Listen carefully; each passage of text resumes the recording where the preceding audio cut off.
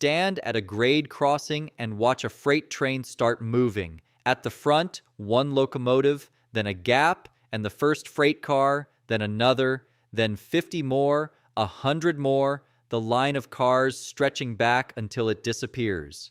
The weight of what's back there can exceed 10,000 tons. The locomotive pulling it weighs around 200.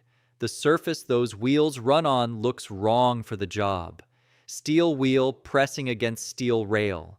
The contact patch between them is roughly the size of your thumb. This is the combination that has to generate the grip to move everything behind it without the wheels simply spinning in place.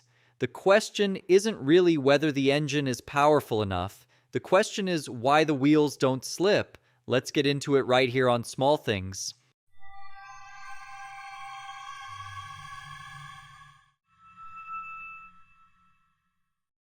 Two problems, not one. Pulling a freight train involves two separate physical problems that are easy to conflate, and conflating them leads to the wrong explanation for both. Adhesion is the grip between the locomotive's driven wheels and the rail. Without it, the engine spins and the train stays still. Every ton of locomotive weight presses down on the driven axles, and that pressure creates adhesion. Rolling resistance is the force opposing the freight cars as they roll, and it needs to be as low as possible.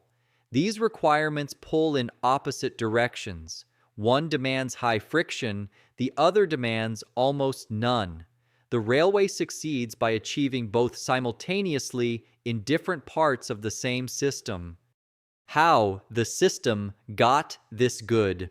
The discovery that iron wheels on iron rails created far less rolling resistance than wagon wheels on roads was made in the earliest decades of the 19th century, and it was immediately transformative. Horses pulling coal wagons on iron rails could manage loads several times larger than the same horses on unpaved roads, not because the rails gave better grip, but because the rails offered far less resistance to the rolling wheels. The railway was invented, in large part, around this physical property. Early steam locomotives transferred the principle to powered traction, and the railway industry expanded rapidly on the back of it. But for most of the 19th and early 20th centuries, the rolling resistance of freight cars remained considerably higher than it needed to be. The axle bearings that supported each car's weight used metal sliding against metal, lubricated by oil-soaked packing material. These friction bearings consumed a meaningful fraction of the locomotive's pulling effort simply to keep the axles turning, and they demanded constant attention. They also failed regularly under load or in heat, the result called a hot box, identifiable from trackside as smoke rising from a wheel assembly on an otherwise moving train. Roller bearings, which replaced sliding metal surfaces with rolling elements, began appearing on freight equipment from the 1950s onward and transformed what a given locomotive could move. Rolling resistance fell substantially on equipped cars. A locomotive that had previously dedicated significant effort to overcoming bearing friction could now apply that effort to accelerating or climbing grades. The change did not make locomotives more powerful. It made the load they already had dramatically easier to move, which amounted to the same practical effect.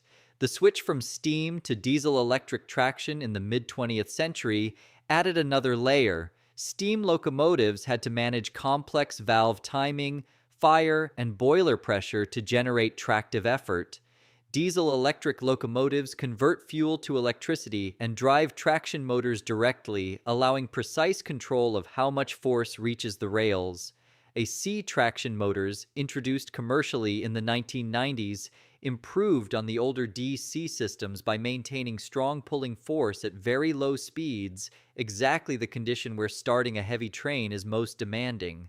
The same locomotive became capable of moving significantly more tonnage simply through improvements in how precisely it could apply force without inducing wheel slip. Where the force goes. A freight locomotive presses its driven axles down onto the rail with its own weight, and that pressure creates the adhesion that allows the wheel to push backward against the rail without slipping. The tractive effort available is approximately the driven weight multiplied by the coefficient of adhesion in good dry conditions, roughly 0.25 to 0.35. That is the limit imposed by grip, not by engine power. Once the train is rolling, the freight cars offer very little resistance on flat, maintained track. The harder problem is the start. When a train sits still, static friction at each car's wheel bearings is higher than the rolling resistance it will take to keep the car moving. Overcoming this across every car simultaneously would require more force than the driven wheels can transmit without slipping. Draft gear solves this. Hidden behind every coupler on every freight car is a device that allows the coupler to slide inward or outward by several inches. When the locomotive starts pulling, it does not engage the whole train at once. It takes up the slack to the first car. The first car breaks free and starts rolling. Then the coupler to the second car draws tight. The second car breaks free. Then the third, the fourth, down the length of the train. The sequential handoff means the locomotive never fights more than one car's static friction at any moment. The metallic banging at a crossing when a train is starting is this process audible. Each impact is a coupler going taut, another car added to the moving consist. On a long train, the sound takes several seconds to travel from front to rear, and the rearmost cars may not begin moving until the locomotive is already rolling. When the rail surface is wet, icy, or coated with the compressed residue of autumn leaves, adhesion drops, and the risk of wheel slip rises. Sanders addressed this directly. Small hoppers on the locomotive release a controlled stream of sand directly in front of the driven wheels. The sand increases the coefficient of adhesion between wheel and rail immediately, restoring grip before a slip becomes a full spin. The breakthrough wasn't in the engine.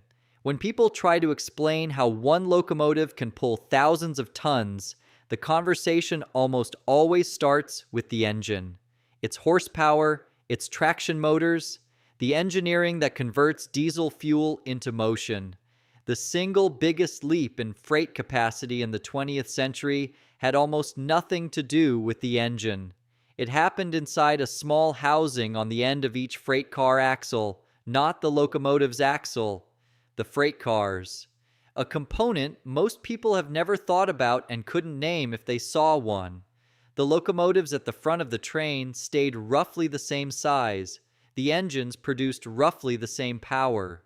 But a change in what was inside each freight car's wheel assembly meant the same locomotive could suddenly move a train significantly longer than before. The engine is what the eye goes to at a grade crossing. But the thing that actually expanded what one locomotive could move was on a car that wasn't even the locomotive, in a part that nobody ever looks at, doing a job that nobody notices until it fails.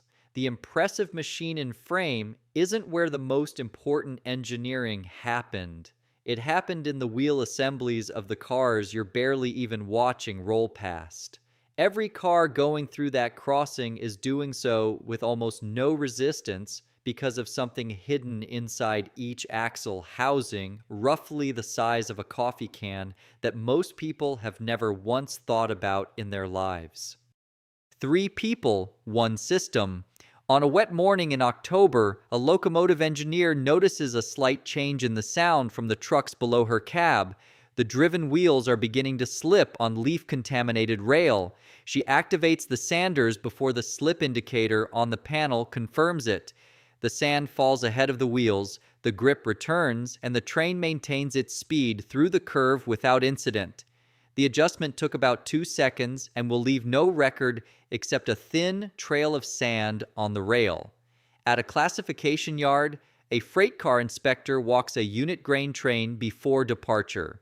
The roller bearings on these cars are what make it possible for one locomotive to move the load at all, and a single bearing running warm is enough to pull the car. Heat sensors along the main line will catch problems in motion, but his walkthrough is the last human check before the train leaves. Standing at a crossing in Kansas, a man who tracks train movements with a scanner radio watches an eastbound coal train begin to move after a signal hold. He is listening for the slack action. The banging starts near the front and moves away from him, car by car, until it fades into the distance. He counts the impacts. There are 127 of them. Each one is a car being added to the moving consist. The last car at the rear is still stationary when the locomotive passes him, already rolling at 5 miles an hour. The locomotive provides the force. The locomotive and the train behind it are not the same problem. The locomotive is an adhesion problem, how to press steel against steel hard enough to transmit force without slipping.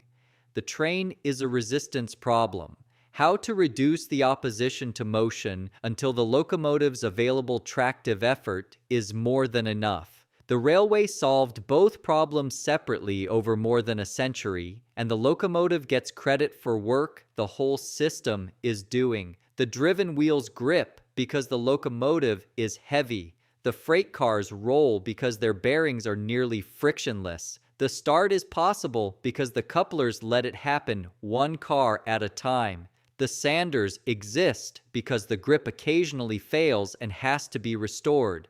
The locomotive provides the force. The railway makes that force enough. If this changed the way you listen to the next freight train you wait for, let us know in the comments what you want us to explore next. We might make it our next episode. Thanks for watching. History often hides in the smallest details.